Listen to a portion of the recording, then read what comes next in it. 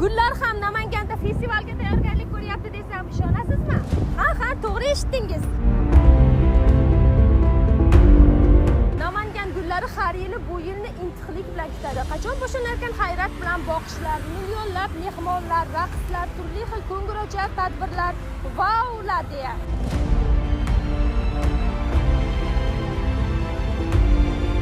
Bu shunchaki gul emas, bu Namanganning yuragi, musiqaga cho'yayotgan bargi, bayramga chorlayotgan iforidir.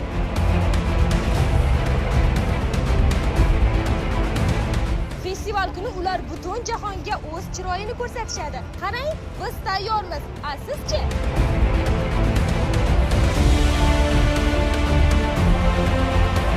Bu yil 64-marotaba chiroy, shodlik va guldek go'zal xotiralarga to'la kunlar sizni kutyapti.